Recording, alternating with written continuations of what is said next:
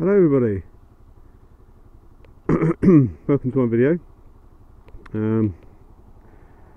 Those who watched me from the very beginning, this is why I started off. Well, one of my first big videos, I suppose.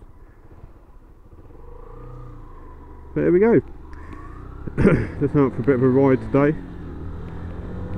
Haven't been out on my bike for nearly a month now.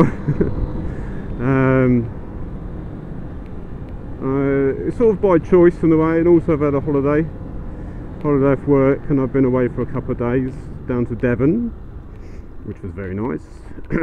Very budget, but Mrs. Chip has got more of a permanent job now. So before she was working temporary, and it was always like a, oh, not quite sure what's happening with the money this week and all this, so yay, Mrs. Chip, well done, yay.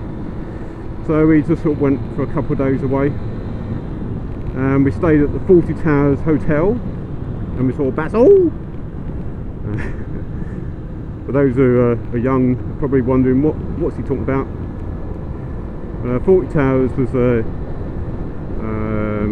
sitcom in the 70s, all about a hotel, and it was funny. Check it out if you haven't seen it. Yeah, it's very nice Devon, and we were standing at the bus stop one evening, about 7 o'clock I think it was, and standing on the harbour side in Torquay, and this Harley Davidson just pulled up along, by the bus stop, and he was looking up the road. I'm thinking, what's he doing? What's he doing there? He's obviously waiting for someone. Then about a minute later, must have been about 15-20 Harley Davidsons all came around the corner, all the different styles, and it was great. And there was a young kid sort of standing next to me, and he shouted, "Mummy, look at those bikes!" I figured, yeah, the same. So I turned around to Mrs. Chip, and she just shook her head. And that made my holiday. That was probably the best bit of the holiday, seeing all those bikes. Then about 5-10 minutes later, a whole group of old Triumph riders came past, with the big, the drop bars, and it was fantastic. Excellent. And I did notice there was a lot of bikers in Devon, so if you're going down that way before the summer ends, you'll see some bikers down there. Anyway, nice, very nice. Anyway, the subject I'm going to talk about today is the DVLA and personalised number plates. Now I start off with personalised number plates. I've never had a personalised number plate as I made up myself, if you know what I mean. I've chosen number plates in the past for a car, and also for this bike that I chose, and there was a reason why I chose the number plate on this bike. Only my friends and family know, so it's sort of, it's personal to me. So I say, I have got a personalised plate, but you don't know. It's a secret. But all my friends and family know what it could be. But I haven't got a personalised plate like, I don't know, YBR1 or something like that, something stupid. My opinion on them is very mixed. I mean, if you've got a personalised plate with, what you got, that's fine, that's up to you. But I personally think they're a waste of time and money, because I've had a dealing with them recently, because Rosie, our old car, packed up in a splendid way, and she had 4 bent exhaust valves and a slap-on piston one.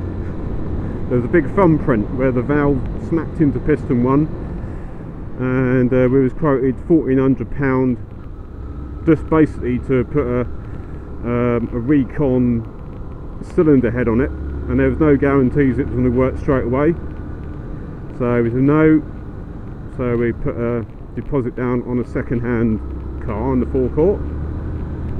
So we said, we have that one there, thank you very much. Had a look round it, Mrs. Chip was happy, and that's probably the best thing. As long as your missus is happy, and that's fine. I mean, I can drive anything with pink and black spots on it, do you know what I mean? It doesn't bother me whatsoever. So if she's happy, that's fine. Anyway, so we put the deposit down in the office, and we settled that down. And I said to the man, I said, can I have information about the car to take home with us? He said, sure, but you can't tax it yet. And I said, oh, why? Ding dong, alarm bells. So I looked at the photograph and it had a personalised number plate on it, on the picture. But on the forecourt it was a normal number plate. And I thought, oh, here we go. So I said, how long is that going to take to sort out? And he said, a week, 2 weeks tops. And I thought, okay, I'll trust him. And another alarm bell went. Anyway, basically we haven't got the car because of the DVLA. And they've decided to shut one of our regional offices, which is nearby. So the paperwork has just gone into a big black hole and we're sort of waiting. I mean, it's been nearly a month. Yes, it's been nearly a month since we haven't had our new car.